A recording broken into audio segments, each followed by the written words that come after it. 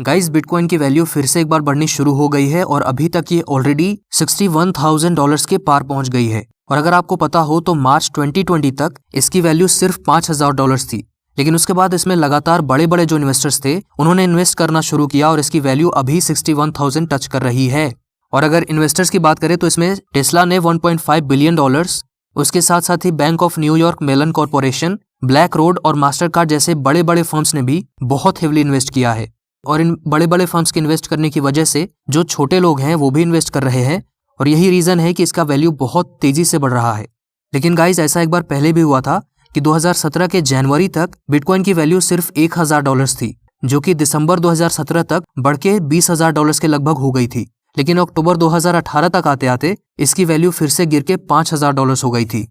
पर गाइज इस बार अगर कुछ लोगों की माने तो उनका कहना है पिछले बार की तुलना में इस बार ग्रोथ बहुत स्टेडी हुई है, तो ये नहीं बताया जा सकता कि इस बार भी क्या उसी तरीके से वैल्यू इसकी गिर जाएगी। वैसे आपको क्या लगता है कि बिटकॉइन की वैल्यू ऐसे ही बढ़ती जाएगी या इसमें भी हमको एक बहुत बड़ा ड्रॉप देखने को मिलेगा? आप हमें कमेंट में नीचे बता सकते हैं।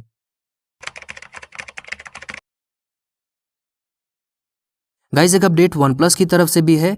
OnePlus ने यह हिंट किया है कि उनका स्मार्ट वॉच भी आने वाला है, जो कि 23 मार्च को OnePlus 9 सीरीज के स्मार्टफोन्स के साथ साथ ही लॉन्च किया जाएगा।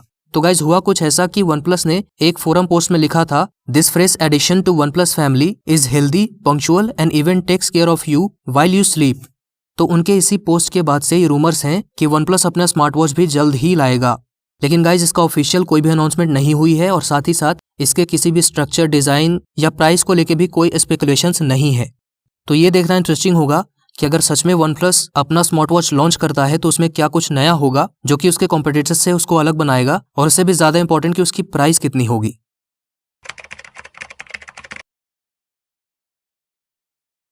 गाइस एक अपडेट गूगल को लेके भी है। गूगल पे फिर से एक बार उनके डेटा कलेक्शन के अगेंस्ट लॉ सूट फाइल कर दी गई है, जिसमें कुछ यूजर्स ने ये अलेज किया है कि जब वो गूगल का इनकॉग्निटो मोड यूज करते हैं ताकि उनका डेटा प्राइवेट रहे, तब भी गूगल उनका डेटा कलेक्ट कर लेता है। और उनका साथ साथ में ये भी कहना है कि गूगल क्रोम में डेटा कलेक्शन ऑप्शन को ऑफ करने के बावजूद गूगल के कुछ टूल्स उनका डेटा कलेक्ट करते हैं। तो इस बारे में गूगल ने अपनी तरफ से डिफेंडिंग स्टेटमेंट में ये कहा है कि वो अपने यूजर्स को इनकॉग्निटो मोड यूज करने से पहले ये इन्फॉर्म कर देते हैं कि उनका डेटा भले ही उनके डिवाइस में स्टोर नहीं होगा, लेकिन गूगल फिर भी उनका डेटा कलेक्ट करता रहेगा। पर उनके इस स्टेटमेंट से इस केस पे कोई ज्यादा फर्क नहीं पड़ा। अब ये तो बाद में ही पता चलेगा कि ये केस आगे प्रोसीड कैसे करता है, उन पे पेनल्टी लगाई जाती है या और किसी तरह के रिस्ट्रिक्शंस लगाए जाते हैं।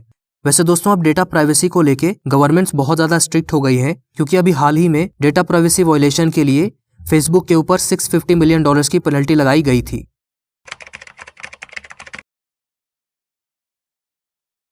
Guys Asus ROG Phone 5 launch करने के बाद Zenfone 8 सीरीज फ्लैगशिप स्मार्टफोन को लॉन्च करने की भी तैयारी कर रहा है। हालांकि अभी उन्होंने इस फोन के बारे में ऑफिशियली तो कुछ नहीं कहा है, लेकिन कुछ लोग होते हैं जो खतरों से खेलकर हमारे लिए इतनी वैल्यूएबल इन्फॉर्मेशन लेके आते हैं और अक्सर उनको लिक्स्टर या टिप्स्टर कहा जाता है। तो उन्हीं में से एक टिप्स्टर ने बताया है कि Zenfone सीरीज में 3 स्मार्टफोन्स हो सकते हैं, जिनमें स्नैपड्रैगन 888 प्रोसेसर और कैमरा सेंसर भी हो सकते हैं। और इनमें से जो एक फोन होगा उसकी स्क्रीन रिफ्रेश रेट 120 हर्ट्ज रहेगी, जबकि बाकी 2 फोन्स की 144 हर्ट्ज रहने वाली है। हालांकि इसके प्राइसेस को लेके किसी को कोई क्लैरिफिकेशन नहीं है। वैसे दोस्तों ROG Phone 5 की कीमत 50,000 से शुरू हुई थी, तो Zenfone सीरीज में कौन कौन से प्राइसेस में क्या क्या देखने को मिलेगा ये तो बाद में ही पता चलेगा जब स्मार्टफोन लॉन्च हो जाएंगे। तो गाइज अगर आपको ये अपडेट्स अच्छी लगी हो तो प्लीज इस वीडियो को लाइक कर दे, और अगर आप इस तरह की वीडियोस देखना चाहते हैं तो आप हमारे चैनल को सब्सक्राइब करके बेल नोटिफिकेशन ऑन कर सकते हैं। Thank you.